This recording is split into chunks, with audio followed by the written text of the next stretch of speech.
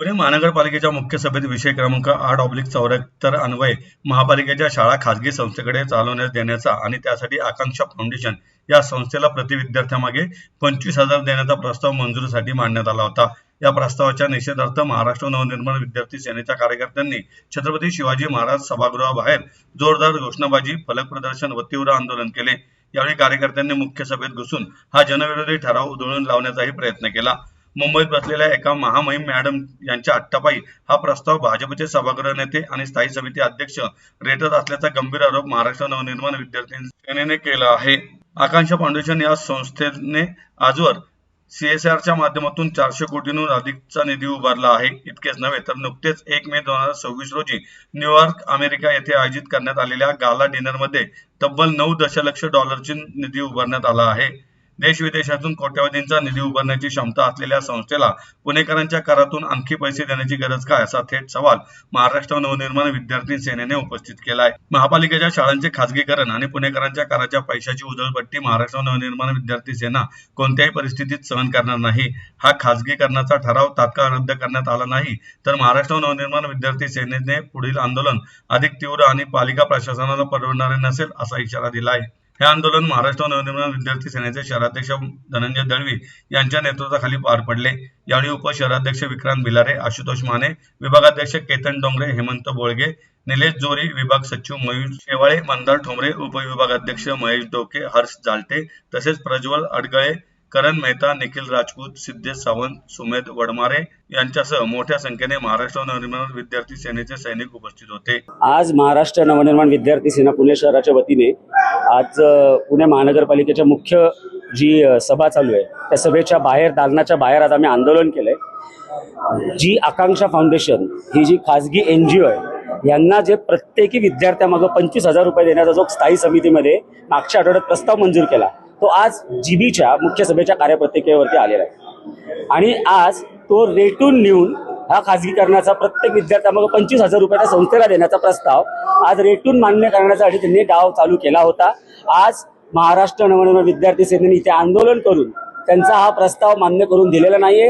हा त्यांचा जो उद्देश होता तो आम्ही आज धुडकावून लावलेला आहे। ह्याचं कारण असं, अपेक्षा फाउंडेशन, आज बघितलं तुम्ही, अपेक्षा फाउंडेशन ही एक NGO आहे।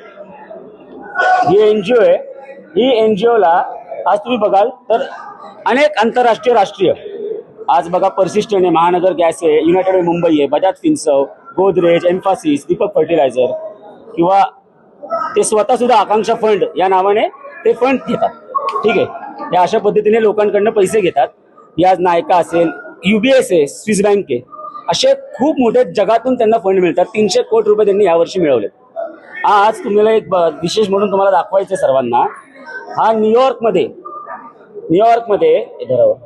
फोटो दाखव दुसरा, न्यूयॉर्कमध्ये एक गाला घेतला गेला, गाला डिनर फंड रेझिंगसाठी 1 मे 2026ला आकांक्षा फाउंडेशनच्या वेबसाईटवरच आम्हाला मिळालेला आहे।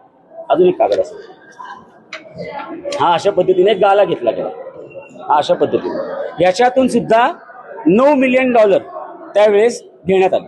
म्हणजे आकांक्षा फाउंडेशन आपल्या शाळा चालवायला घेते, गेले 3-4 वर्षापासून 2023ला त्यांनी ते चालवले, 2023 पासून ते आपल्याकडे चालवतात। त्याचा MOU रजिस्टर आपल्याकडे, आपल्या नावावरती ते बाजारातून पैसे, जगातून पैसे गोळा करतायत, प्लस त्यांना RTEची 17,500 रुपयाची प्रतिपूर्ती शुल्क पण मिळतंय, जे मिळालं नाहीये शासनाकडे। आता खालीवर दोघं भाजपचे, सो ते पण त्यांना मिळतंय, प्लस आता हे 25,000 पण देणार आहेत। म्हणजे शाळेची जागा आपली, त्याचा मेंटेनन्स आपला, लाईट बिल आपलं, सुरक्षा आपली, बरोबर आहे। यांनी 2023ला MOU केलाय, हा MOU आहे। त्या 2023च्या MOU मध्ये त्यांनी असे स्पष्ट शब्दात सांगितले की आम्हाला शाळा Akanksha will manage, administer and run the school throughout the term, आणि पालिका बाकीचा खर्च करेल। मग 2023ला यांना पालिकाची शाळा शिक्षकांचा खर्च करून परवडत होती। आज 26ला असं काय झालं की यांना 25,000 रुपये प्रत्येक विद्यार्थी लागायला लागले। जगातून पण पैसे घ्यायचे, शासनाचे पण पैसे मिळणार, ज्यांच्याकडले पण 25,000, जागाही फुकट, करतात काय खर्च आहे। आमच्याकडे सभागृह नेते आज आले, सभागृह नेत्यांनी आम्हाला, आम्ही त्यांचे आकांक्षा फाउंडेशनचे कसे वकील आहोत हे प्रूव्ह करून सांगितलं, त्यांची वकिली केली आणि आम्हाला माहिती आहे त्यांना काय वकिली करायला लागते। त्यांच्या मागं त्यांच्या ज्या महामहिम मॅडम आहेत त्यांचा हट्ट आहे, त्या महामहिम मॅडमचा हट्ट पुरवण्यासाठी हा प्रस्ताव आहे हे आम्हाला कळतंय. आपण हे जगाला असं तयार करण्यामध्ये पटाईत आहेत सत्ताधारी मंडळी. तुम्हाला माहिती आहे देशापासून गल्लीपर्यंत तेच चालू की हे आम्ही जनतेच्या हितासाठी करतो. नाही, जनतेच्या हितासाठी एवढा खर्च केल्यानंतर असा काय वेगळा रिझल्ट लावलेला आहे? आम्ही शाळा त्यांना दिलेली आहे ना, चांगल्या संस्थांनी येऊन शाळा चालवावी, गुणवत्तापूर्वक शिक्षण द्यावं, याला आमचा विरोध नाही. 25,000 रुपये कसले? आधी परवडत होतो, आज अचानक कसं परवडत नाही? याच्या मागं कोणाचा फायदा होणार आहे हा आमचा याच्यामध्ये आरोप आहे.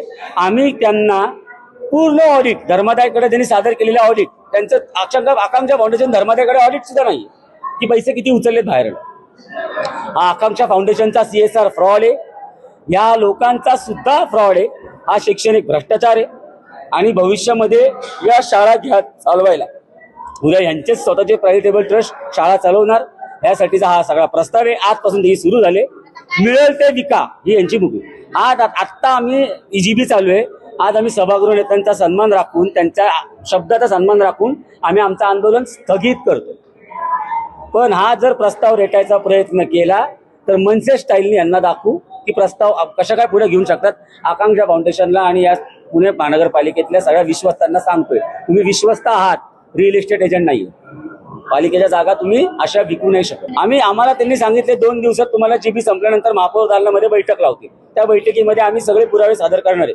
त्यांनी आज जी वकिली केली त्यांनी यांचा युक्तिवाद सुद्धा करावा. आम्ही पण तो विषय सांगणार आहे त्यांना. आणि जर त्या 2 दिवसात त्यांनी जर हा प्रस्ताव रद्द नाही केला तर मग येताना मनसेची स्टाईल काय असते ती सगळं महाराष्ट्राला दाखवावी लागेल.